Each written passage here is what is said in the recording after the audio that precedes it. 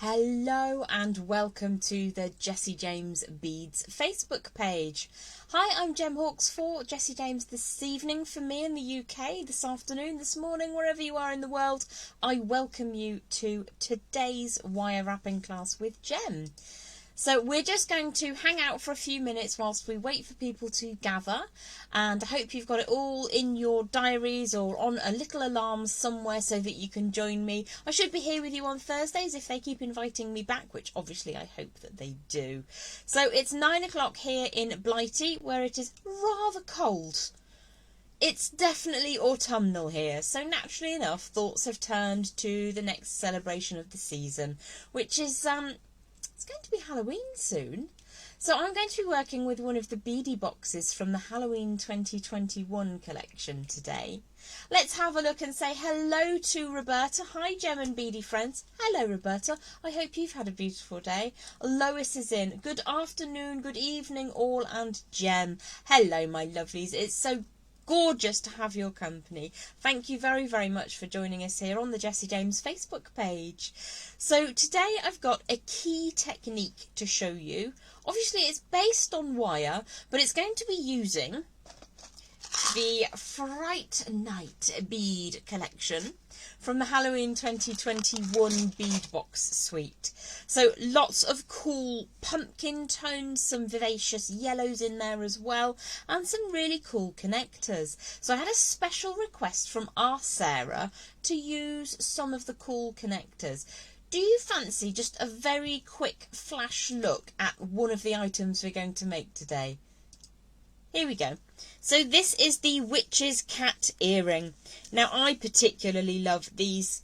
They're round beads, but I'm going to refer to them as pumpkin because they remind me of pumpkin or circus tent beads. So this is what we're going to be working on tonight. You may or may not have seen that I'm wearing a couple of variations in the ear as well. Rosanna is here. Hello, my lovely. How are you? Clarice is in. Hello, Clarice. Good afternoon to you. Whereabouts are you calling in from, Clarice? I've not learnt where everybody is just yet, let alone time zones and things. So we've got a couple of different design variations using the same key technique which I want to share with you today. One is a nice long elongated design, which honestly it's something that I would only ever wear if I was going out for a very special evening. I probably wouldn't wear a necklace as well. Definitely hair would be up. Might even be a strapless gown for what we call shoulder grazers.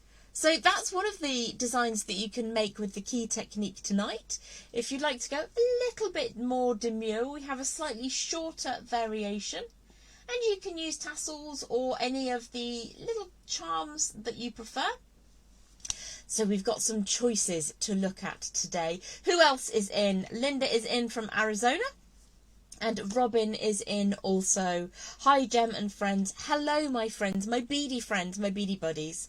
I don't know how you would prefer to be known. I kind of like beady buddies because we're all in this bead world together here at Jessie James. I hope you've had a beautiful day anyway, no matter what it is you've been up to. I made soup yesterday, but I made it a little bit thick, so it came out more like hummus, but never mind. So as I said, if you just joined us, we're working with the Fright Night bead box from the Halloween 2021 collection. And we're going to learn a really cool technique which doesn't just work for earrings, it works all across wire work. Many, many different ways that you can use it. You can even create whole collars using this technique. And once you get going, it's actually really very achievable. Who else has joined us? Susan has come in from Southern California. I wanted to say that thing that you guys say. Is it SoCal for Southern California? Not 100% sure. I hope you're having a beautiful day, darling. Thank you so much for joining us, Susan. What have you been up to? What has your day brought? Is it still really, really warm where you are? It's so cold here at the moment. So I've put the heating on just a teeny tiny bit to get me through the evening. So can I show you a little bit these beads that come in the bead box? Lois has made chicken and dumplings yesterday. It's been chilly here in Connecticut. I'm sure we're feeling very, very similar weather. So let's just pop down and have a quick look at the Witch's Cat earring.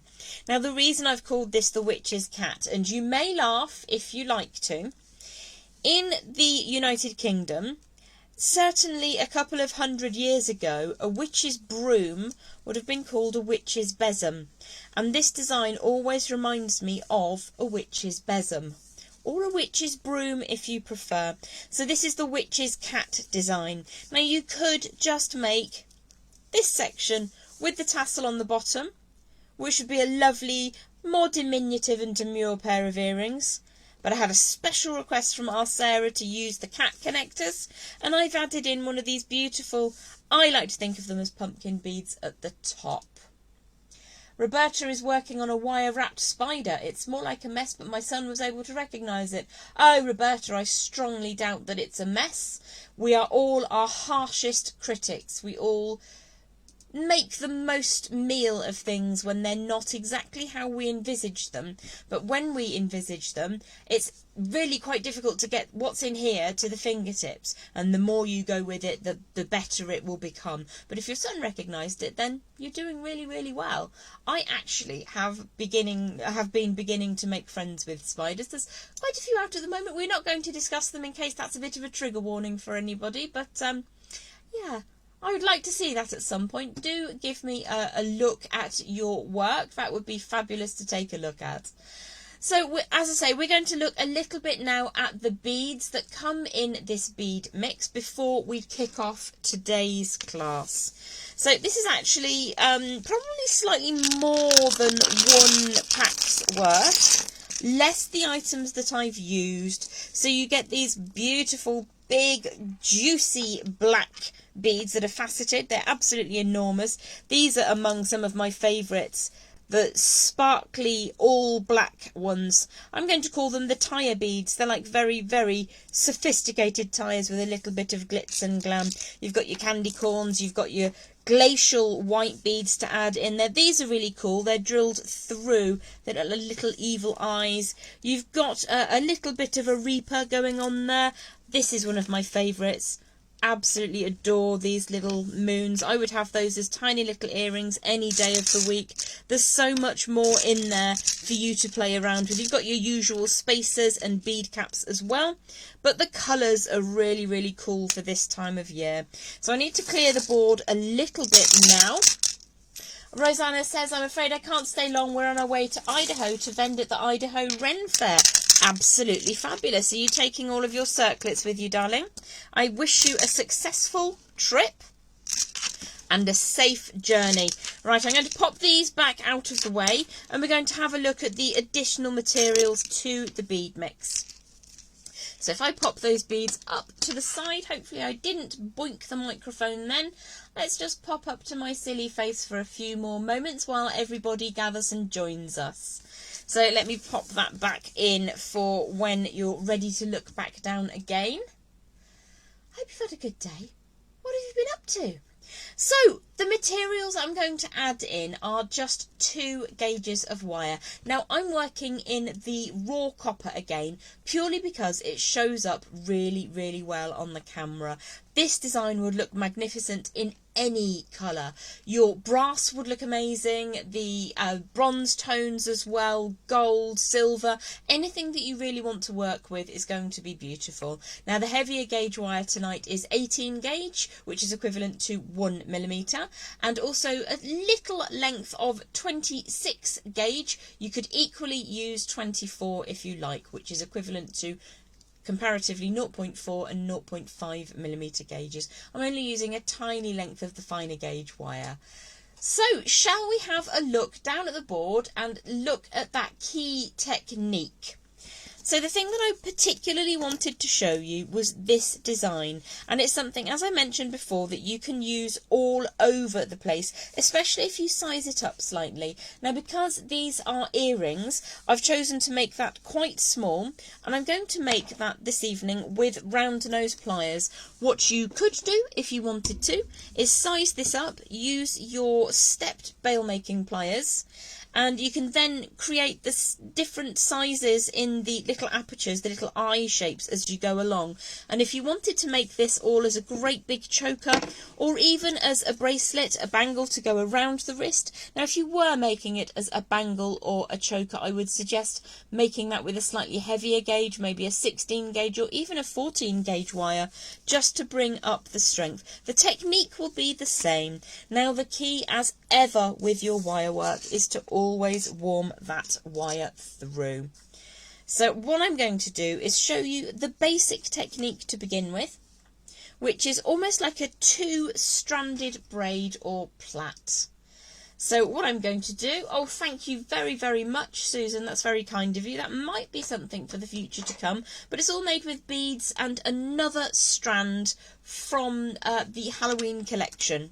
So I have around about 9 inches or so. Let me just measure that. That doesn't look like 9 inches at all. That's closer to 7 inches. I thought that looked a bit shy. So I've got a 7-inch length of your 18 gauge wire, and I'm just going to run that between thumb and forefinger a good 3 or 4 times, and that just adds a little bit of smoothness and fluidity. So that's nice and warm now, and even running that slowly between thumb and forefinger, you're generating enough heat to make that nice and fluid. So what I want to do to begin with is find the approximate centre point on that 7 or so inch section of the 18 gauge wire, and what I want to do is put a little bit of a U shape down at the bottom. Doesn't matter if it's not exactly in the centre, so I'm just going to very, very slowly form that around those pliers and just allow that to cross over at the bottom. Now because we warmed that, we can be quite tricksy with this technique. You can do a lot of it by hand, just opening it and closing that as you desire. So a little bit of warmth again, just to help the design along. So I'm going to create this section. I've only got 1 tassel remaining from this bead box, so I'm going to make this section once, and then I'm going to show you some adaptations as we go.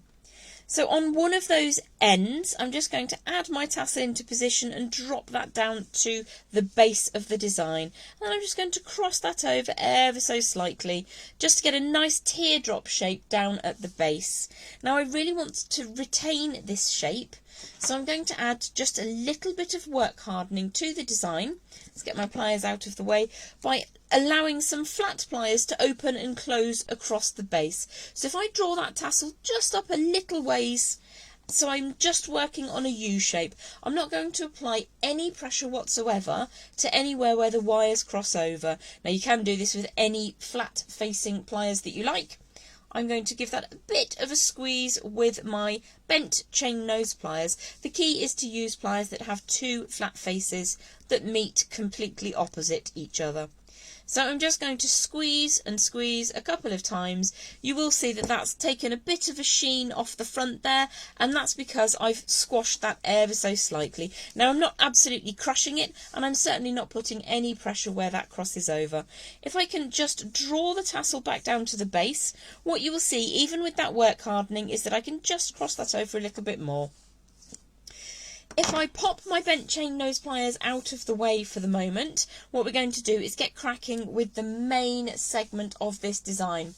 Kelly says, wow, I made a live with Jem. Hello, hello all. Hello and welcome. It's lovely to see you on the live.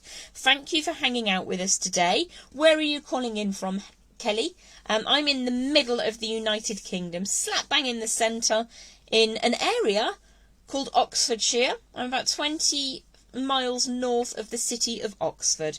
So we've got our little U shape down at the bottom in the centre of that 18 gauge. It was about 7 inches or so of wire. And what I'm going to do is take a look at which line crosses underneath. So this is crossing underneath at that nexus point, and this section is going over the top. So the one that's underneath, and it doesn't matter which way round this is, Washington State.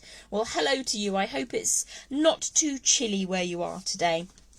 The wire that's crossing underneath, what I want to do is draw that ever so slightly up. And the wire that's crossing over the top, I want to draw that ever so slightly down. And what I'm going to do is just push my finger between those, still maintaining a nice teardrop shape down at the base.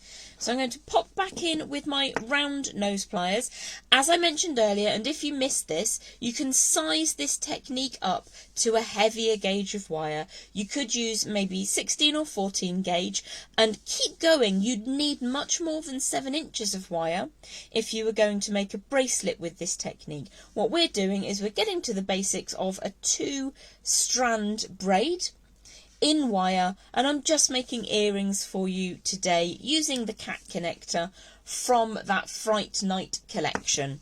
So the wire that's crossed underneath is ever so gently, just slightly coming up, and what I want to do now is pop those round nose pliers in and just gently turn them. You can take a couple of movements if you need to, just to get a really lovely smooth swoosh, taking the wire from underneath up over the top of the second wire. So by opposition, I'm going to pop those pliers back in on the other wire and turn exactly the same technique, but in the opposite direction. Now, if you put too much of a mark in there, you can, because we warmed that wire first, just open that back out slightly, push that over by hand, and just gently roll that around. We're rolling the pliers. We're doing very, very small movements, like so, just to get some swooshes into the wire. Now, you can see now that the wire that appears on the bottom of your screen, which came underneath, has gone over the top. So because this wire is now on top, we want to very, very gently bend it down again. The wire that was over the top came underneath. So you've probably guessed already that this one now needs to elevate slightly. So if I turn this sideways, you can see it's very, very gentle curvature on that wire. And the reason for doing this is that the wires will interlink and they will become connected to each other in a way.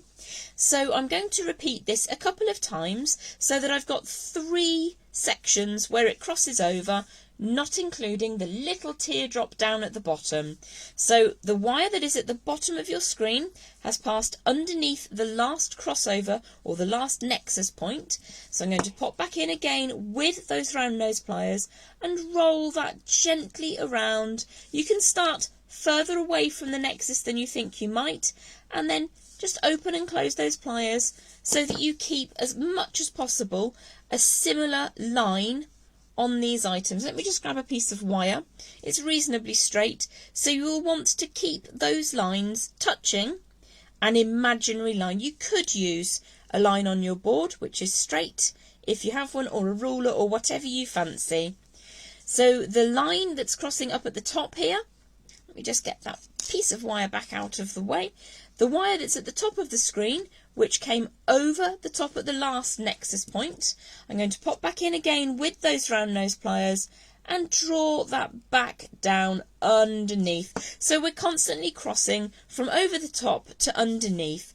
And if things get away from you slightly, you can always go back and slightly change the size of things, just bringing those back together. So you can see here that this is slightly too shallow. So I can add a little bit more curvature here, and you can add slight modifications as you go. So the wire that's currently coming down to the bottom of the screen is passing underneath the next last joint, so that needs to pop up towards you, whereas the wire that's crossing over the top needs to very, very gently curve down. And again, just to show you sideways, it is very, very small curves that we're making. So we're going to create the last of our 3 little sections. So again, it's small movements. You can open and close, open and close. So we've got that curved shape at the bottom, and we're going to do the exact same thing up at the top. So we created 3 almost eye shapes, for want of a better word. They're not exactly the same size, so you could take a little bit more time if you wanted to, just to make sure that there's enough curvature in each of those. And you can see if I go back in with those round nose pliers, it's reasonably easy to just adapt those shapes so that they sit rather evenly. So those 3 sizes are all a little bit more even now. So if I turn this in the orientation in which I would wear them as earrings, I'm just going to scooch the witch's cat earring over to one side. Kelly says, lovely fall weather. I warm my wire like you teach, just does wonders. It makes all the difference in the world. All the difference in the world, my lovely. So the next thing that we need to do is to create you can either have, because this is really light, you can have a wrapped loop. Let me just grab an earring from my ear. You can either work with a wrapped loop or an open and close loop. So for this section, it's a wrapped loop going into the cat connector. If I grab the other earring as well, pop that into position. Above the wrapping that I'm about to create, there's an open and closable loop, which I've hardened before opening and closing onto the cat connector. Now I will show you the wrapped loop now. Pop those two out of the way for a second, just so that you can be assured of the security of your jewellery. So we've got our three small eye shapes. They're not very eye shaped when they're on their side. And you've got almost a V shape happening at the top. Well, one of these needs to come up to the 12 o'clock position. So if I pop my pliers underneath and just scooch that slightly, if I pop that back down on the board, tell me, does the background look okay for you? Are you happy to look at that? Would it be better on a white? I'm quite happy with how that's looking on the feedback, but if you want it on a different cover, just tell me. So what we need to do now, we've got one coming up to the 12 o'clock. This guy that's popping over in this direction needs to turn to the 9 o'clock position.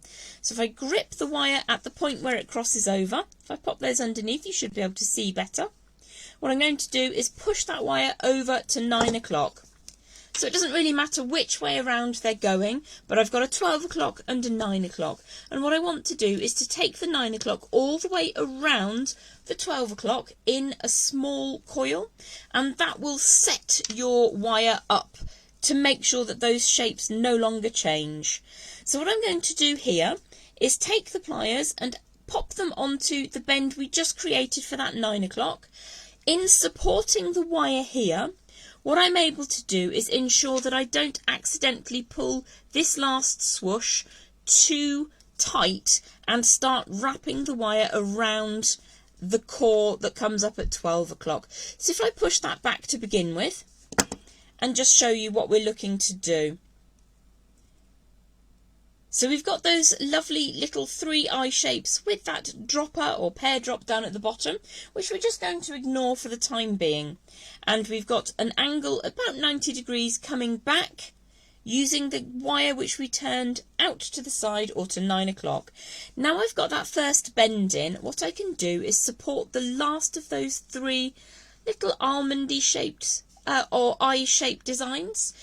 What I'm doing here is I'm supporting the left and the right wire without touching anywhere where the wires cross over. I'm going to hold that quite firmly whilst I take the wire that went sideways to 9 o'clock and draw it all the way around the neck at the top there. And I'm going to do that a couple of times, just drawing it around to finish at what I've decided is going to be the back. Now to tidy this up, if you pop the pliers at the top and the bottom of that coil, you can make that quite neat and tidy. So I'm going to flip this over to look at the back of the design for a second. Come in with my flush cutters, flush side to the wire. Always checking twice before I cut that I'm cutting the correct piece of wire. Now you can see that you end up with a sticky uppy bit. So we need to tidy the sticky uppy bit away. And what we're going to do is very, very gently, in a couple of movements, squish that down at the back. So a couple of repeated movements is better than one hearty great big one that smashes everything flat or takes that coil out of its neat nature. So if I pop that back down on the board, you can see why I thought of this as a bit of a witch's broom, or as we said a couple of 100 years ago in the United Kingdom, a witch's besom. I don't know if that's a word that translates across to the United States. So what I'm going to do next is show you how to create an open and closable loop up at the top here so that we can add it into one of our cat connectors. So we're looking at the back, so if I flip that over, we're now looking at the neat side. So what I'd like to do is to have this upright wire coming forwards and towards me. So because I'm going to do an open and closable loop, what I'm going to do is very, very close to those little loops. I'm going to push the wire up and forwards. So this is the front, wire's coming towards you at 90 degrees.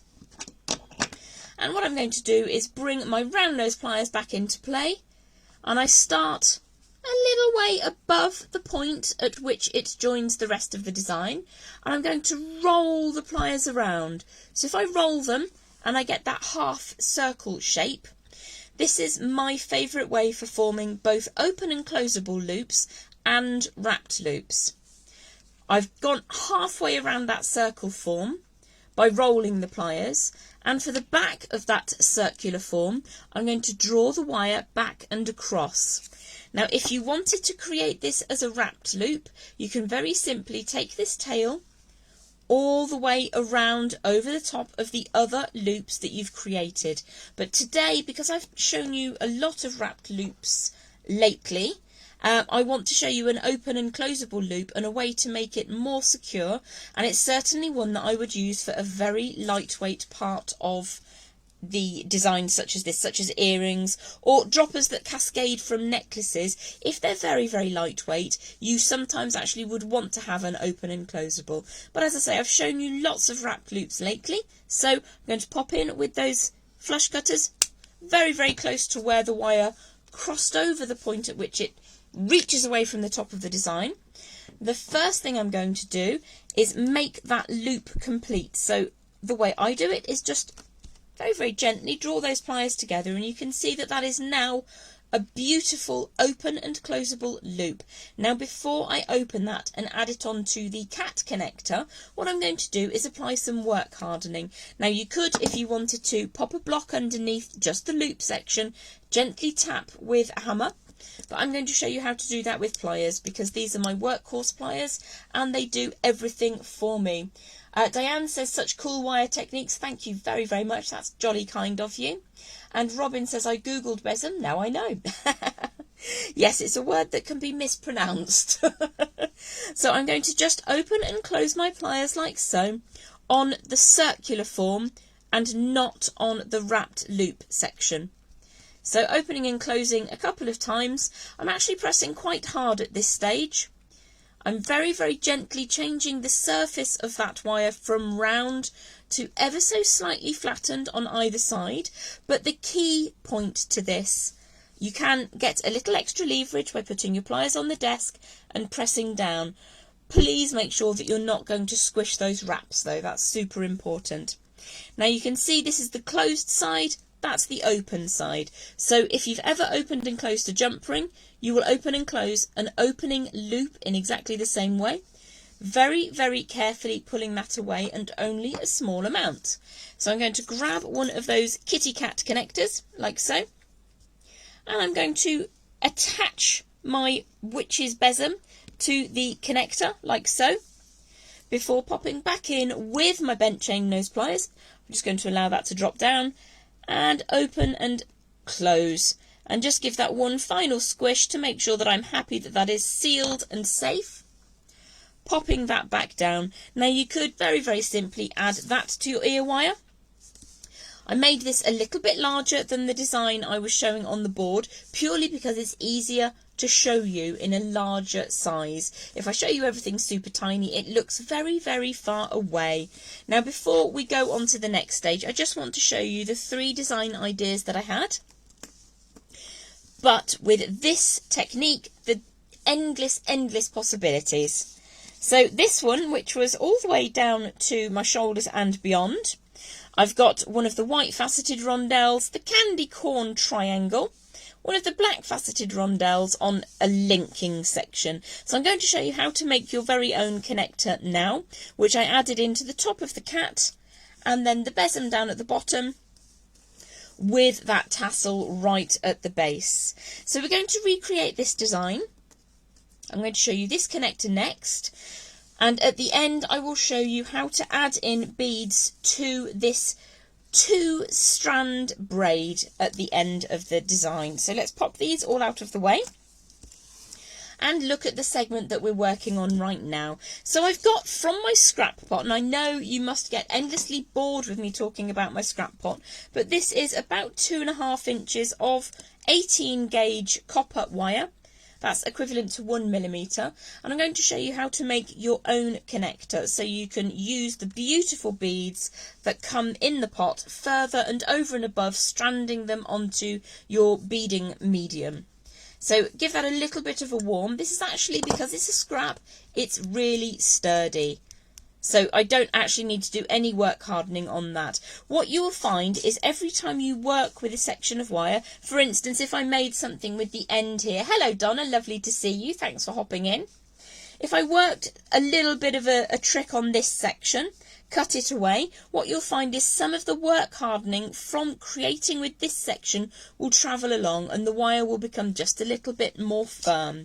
So I'm going to show you the next section, which is the connector with this very cool pumpkin bead up at the top. So I'm going to use one of the little pumpkins and two of these spacers.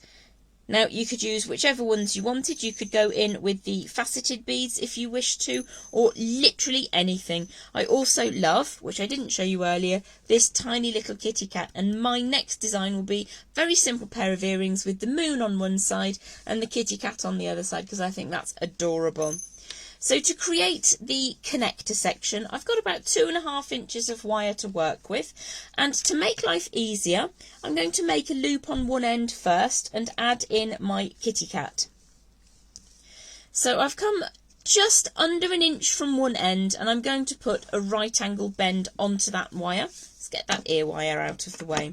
I'm going to use my round nose pliers to create a wrapped loop. So if you did want to do a wrapped loop, and I didn't show you earlier, and it would be your preference at the top of that section, this is how to create a wrapped loop. So the first half of my circular shape I make by rolling those pliers around, and for the second half I take the wire up and over the top. I've kind of developed this as a technique over the last 9 or 10 years of working with little offcuts of wire. I started working with wire properly about 7 years ago. So I'm just going to straighten that circular form up. So I imagine that the line of wire transects, is that the right word? Dissects, goes across the middle and comes out the other side. So I've got that little loop section. I'm going to very, very gently squeeze that just twice, and then open it out very, very gently, just a tiny amount, just enough to get that kitty cat connector into position. So if I slot that on and push that all the way around, you may or may not have heard, I don't know if the microphone picks it up, but you hear a little snicked noise as it sits into position. I prefer to close that then with my thumbnail. Once that's closed up, what you can do is support the circular form. Now I'm not crushing the connector, and I'm not crushing anywhere where wires cross over, and I'm going to take that tail all the way around at least one time. Now you do, much like playing guitars, end up with calluses on your thumbs and fingers if you work with wire a lot, much the same as if you work with silver and other metals. So if you prefer to do that entirely by pliers, that's the way for you. What I'm going to do is trim away a little bit of excess. I've just got enough going on here. I don't want to add too much weight because they're earrings, but I've got enough to make that nice and secure. So again, I'm just going to chase that end away. Make sure that that's nice and neat and tidy. So we can take a look at the design as it grows. You can see that we've got the oversized eye-shaped sections on the witch's besom. We've got our kitty cat connector, and now we're going to add in and create our own beaded connector up at the top. So I'm going to add in one of the spacer wheels. I'm going to add on one of the, I'm going to call it a pumpkin bead, and then another spacer bead. It kind of reminds me of the carriage designs from Sleeping Beauty. I don't quite know why, but that's where my mind is at. So once I've got my chosen beads into position, and you can use any beads you want to create connectors. Here is another example. That's a very elongated one. I'll show you what that looks like in the ear at the end of this evening's demonstrations. Lizzie's joined us. Hello everyone, I'm from Washington State. Hope you've had a beautiful day too, lovely. So once I have created the bead order that I want in my connector, What I will always say is when we're working with wire, with any beads, regardless of whether they're resin, glass, plastic, crystal or gemstone, you always need to be respectful. So I allow, even if it's just a card's breadth, in between the top of the beads and where I allow the pliers to sit in. And I'm going to push forwards at 90 degrees or thereabouts. And you can see that my beads are loose because I've left space up at the top, and that is to always protect the beads.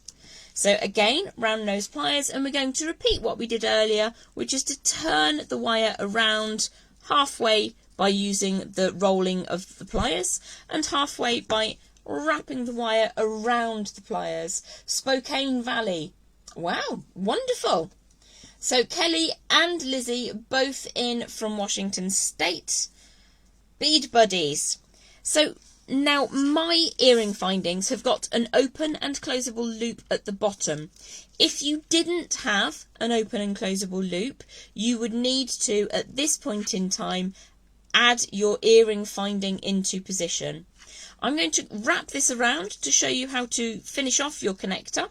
So again, open and close a couple of times just to set that shape. Sunny Savannah, Georgia on the Atlantic for Donna. Sounds wonderful. So what I'm going to do is push the tail around at the top here. When I'm making earrings for a selling, what I tend to do is make them in small sections so that I can be assured that it will always look the same. And I'll take note how many wraps, how long the piece of wire is, and I'll do them a bit like piecework, one by one by one, just to make sure that that always looks the same. Now, a classic error has happened here. The wire has started to wrap over the top of the preceding coil. If that happens to you, you can just undo that a tiny amount and then pull it down further on the core of that wire so you can get that to sit where you want it to. Keeping a good eye on things will prevent you from going too far before spotting a mistake like that. So I'm going to trim away the tail of that wire again. I'm just going to pop that in the melting pot, too small to be used as a scrap, I think. And what we're going to do is just chase that little tail away, again being super respectful of those beads. So holding them out of the way with my fingertips and just getting that last little bit closed away. Fiddly to do when there's a camera and a microphone in the way, not fiddly to do when you can bring it up to your face where your eyes might appreciate it better. So if I pop that back down to the board, you can see what we've worked on so far. Now what we've ended up with is the kitty cat being flat and the witch's besom section being flat and our little loop at the top. Now, because we warm the wire before we use it, you can always turn that through 90 degrees just one time. However, if you end up with your loops in the same orientation, you can either add in a jump ring, which I don't have one to hand, or you get one opportunity to turn your earring findings through 90 degrees, or you can turn your loop through 90 degrees. So I'm just going to open up the earring finding, add in the loop to make sure that I've got that in the correct orientation for the kitty cat to sit forwards, and then I'm just going to close that one back up now. So close that back down. As I mentioned to you earlier, I made this one much larger so it was easier to show you. You can size that down by whereabouts you put the pliers when you're creating the eye shapes. Earrings are cute, may need to make a pair or two. So many possibilities, so many beads in the pot. Now, instead of the witch's besom, you can have any of those really beautiful charms as you like. You can be asymmetric. I'm going to make one with a moon and a cat later. These also make cute little droppers on the bottom of the besom design. But I'm also in love with these sultry, beautiful, glamorous, sparkly, I'm going to call them tire beads because that's what they look like in my mind, but the most beautiful sultry tires you can imagine. I'm going to pop those out of the way for a second. And what I'm going to do in a second is show you how to add some beads into this segment on your design. let's have a look at the comments. Earrings are cute, may need to make a pair or two. Lovely, thank you, Lizzie. Linda, thank you for the tips. Love the earrings. Thank you so much for watching and joining in. I have some orange beads that look like candy corn. Good idea. It's coming up to that time of year, isn't it? So I have a small scrap of your 26 gauge wire to work with. This is nowhere near enough to add 3 beads. What it is enough is to show you the technique of adding 1. So I'm going to scooch all of these out of the way for a second, and I'm going to grab one of those round faceted black beads. Now the rondelles, which are the white ones, actually sit just a little bit better in the shape. But I've run out of them. I've used them all in the designs. So I'm going to show you with just a scrap section of finer gauge wire. If you don't have 26 gauge, which is 0.4mm, you can absolutely use 24 gauge, which is equivalent to 0.5mm. Mum lives in Walla Walla and my cousin's in, I'm going to go with Tonasket. If I've pronounced that poorly, I'm very, very sorry. Thank you for saying clever. I appreciate that. Small world. It is indeed. So we're looking at the front of our design. As I say, I've got a tiny scrap of wire. I'm going to show you the basic technique and not complete the design because I don't want to waste your time showing you the exact same thing. So to begin with, I've got around about 3/4 of an inch to an inch laying over the top of the front of the design. And what I'm going to do is wrap that around near the top of the first of those eye sections. Now again, this is a scrap of wire, so it's going to be a little bit more tense. It's actually acting a bit more like your 24 gauge. Can't actually hold the cat out of the way enough. Here we go. Hopefully you can see what's happening. I'm going to wind that finer gauge wire around that eye section at least 5 times. Now the reason I'm going for 5 times when my traditional standard is 3 times is because it's going to be holding a bead into position. So that's 3 wraps. As I say, this is a scrap, so it's a little bit work hardened. So I'm going to take that round one more time. Here we go, get the tail all the way through. Hopefully you can see that up close enough. If not, I can refocus the camera and bring it closer to you. The key really is to take the finer gauge wire around the heavier gauge wire.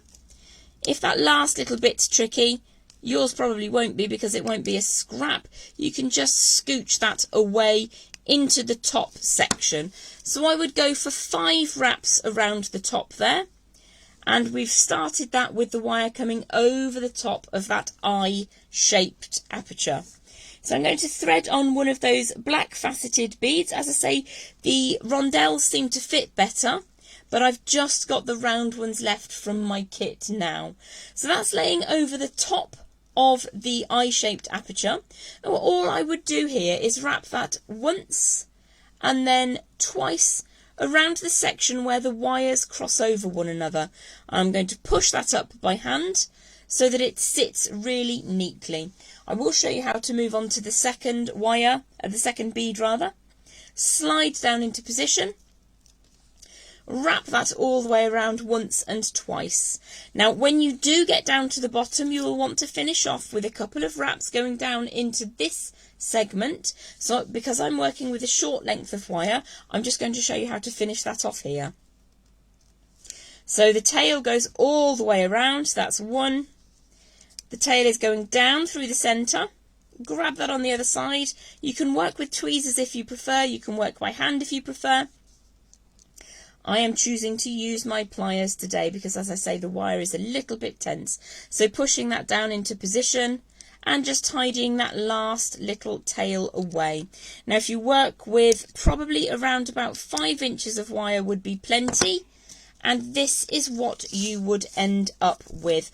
As always, the earrings have grabbed onto each other for moral support. They don't want to be on screen alone, so they've brought a friend with them. So if you're using the rondelles, that's what they will look like. They sit much more nicely in the eye-shaped 2-strand braid that we've created for the witch's besom. So you've got some options there. Lots of different choices. Instead of making it into a broom, you can have any of those charms down at the bottom. You can add your beads in if you wish to. You can use your saucy spacers. Let's have a look at some of the other charms that come in the kit. So you've got a beautiful little kitty cat there.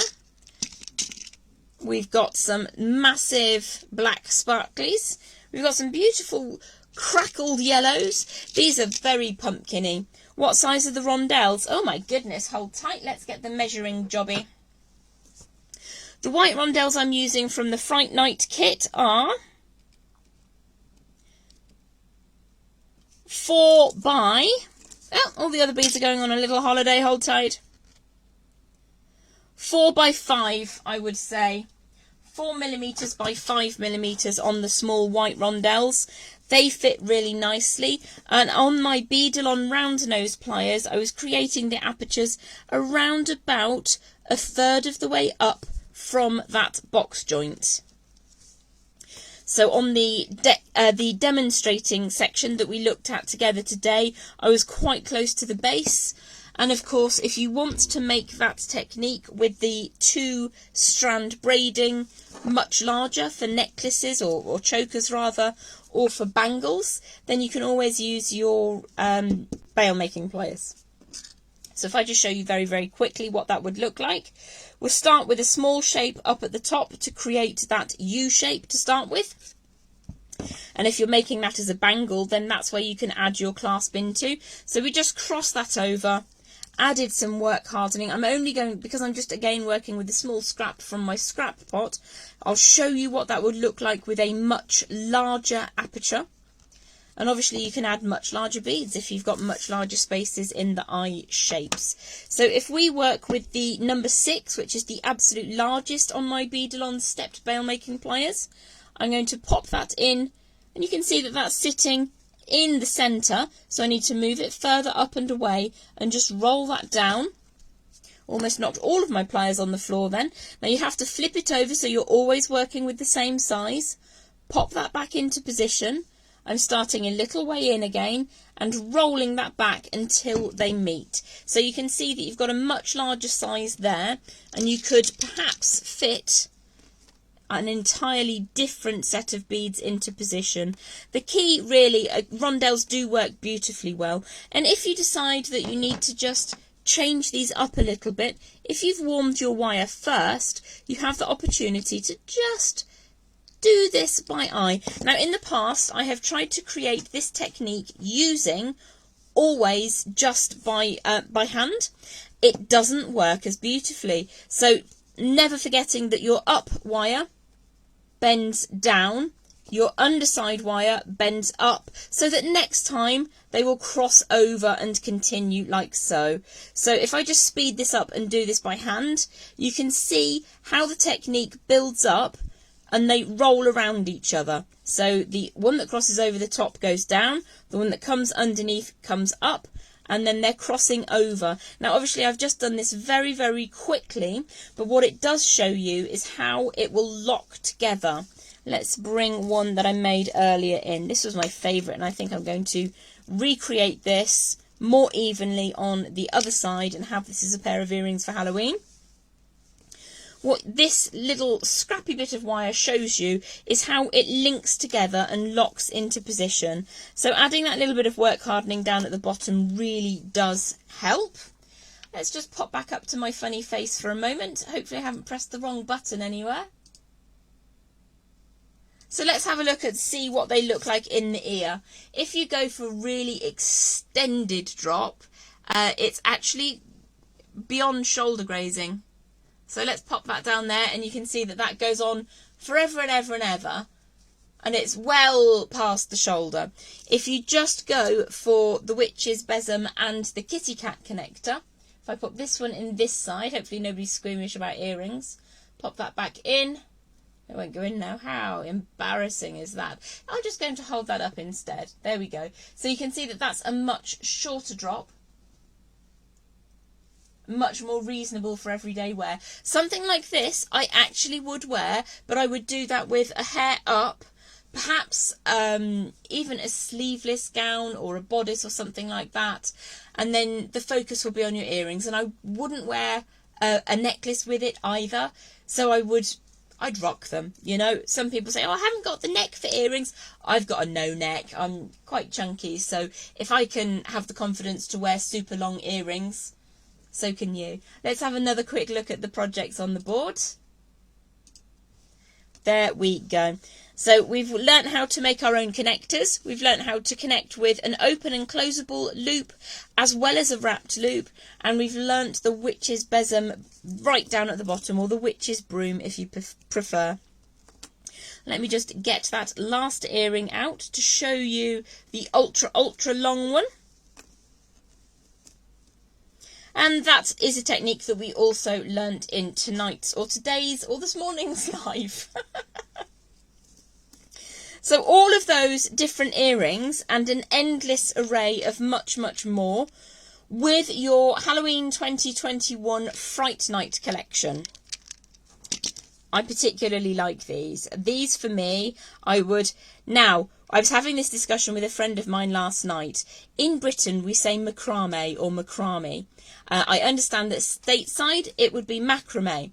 So for me, that would be macrame on a bracelet for Halloween with these ones as well. So I would love to see that, and probably using a hot satin or something very similar in between, a really thick, like a 2mm thick hot purple satin to tone off with that gorgeous orange and those beautiful vibrant crackled yellow beads.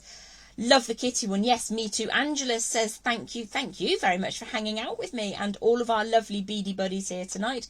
Pretty necklace. That's very kind of you.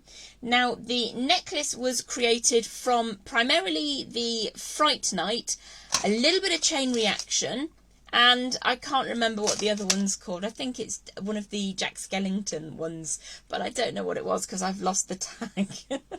This is my life. I don't know what it's called because I put the piece of paper down and I can't find it anymore.